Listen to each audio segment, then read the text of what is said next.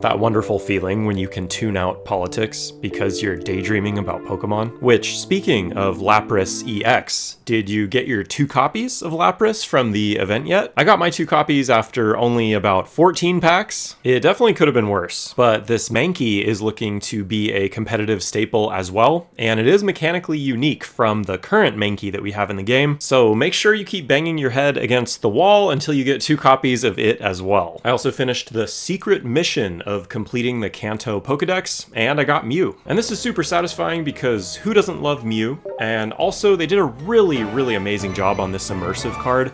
I think it's definitely my favorite of the immersives. And just a couple quick tips if you're trying to get Mew also, it really is only the Kanto Pokedex, which means the original 150 Pokemon. So that means you can complete it even if you haven't collected cards yet, like say Greninja or Malmetal, because those are not Gen 1s. You also only have to collect 1 card of each Gen 1. So if there are multiple cards, say Snorlax, you'd only have to collect either the special version or the normal version. You don't have to have both. For example, I got Mew, but I still don't even have the normal version of Snorlax yet. There's also another secret mission called the Immersive 4.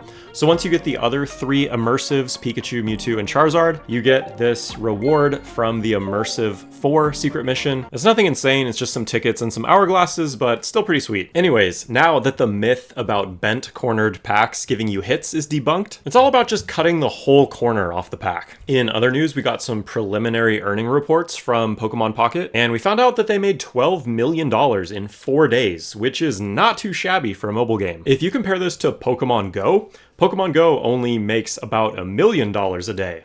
Only $1 million a day, guys. Pokemon Go has been out for over 8 years now, so it definitely remains to be seen if Pocket will even be around 8 years from now, let alone be raking in $1 million a day. And if there's just one card that poses an existential risk to this game, it's Misty. And I've actually had a pet theory going for a little while now that certain cards in Pocket have coin flips that are like weighted differently than other cards based on their power levels. For example, Misty is one of the most powerful coin flips in the game, and that's why she's weighted to hit tails way more often than she is heads. Unless it's your opponent doing the flipping, and then in that case, good game. And someone pointed out that the odds of this happening is 1 in 2 quadrillion, which is probably either just bad RNG, some sort of manipulation, or the photo's straight up edited. Who knows? Or cares. But I think we all know Misty's rigged. In other news, the Chansey Wonder Pick event I think has been pretty chill and well received,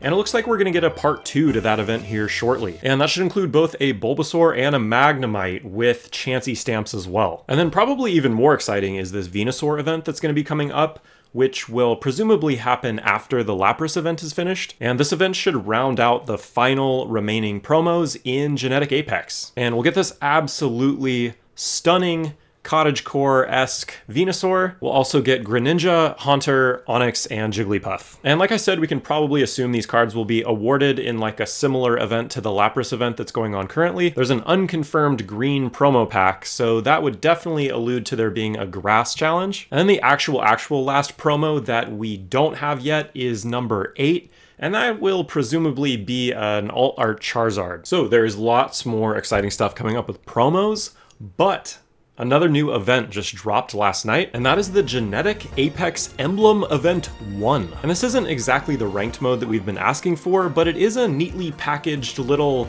ranked, almost pseudo-ranked type of event, because you actually get these sweet looking emblems that you can flex on your profile, and you get them for certain amounts of wins. For just 1 win, you get a participation emblem, 5 wins gives you a bronze emblem, 25 wins gives you a silver, and 45 gives you a gold. There are other rewards for the event as well. There's dust, which is used for adding flares to your cards, and then there are hourglass rewards too. And one of the cool things about this event is that it has its own separate queue, and since this emblem event queue will be different from the ordinary ranked queue, I think we can expect almost a little bit more of a try-hard, maybe metagame unfolding. I think the 3 tried and true S-tier decks, Pikachu EX, Starmie EX, and Mewtwo EX will all be super well represented, But there are probably some great rogue choices that you can make. I'm sure a fighting deck would do well against all the Pikachus, and a dark deck would definitely counter the Mewtwo's. But personally, I think some sort of Pikachu EX build is far and away the best and easiest way to jam wins, so I'm probably just gonna do that. And I might actually stream some of those games right here on YouTube. So drop a like and a sub. Thank you so much for watching. I'll see you in the next one. Bye.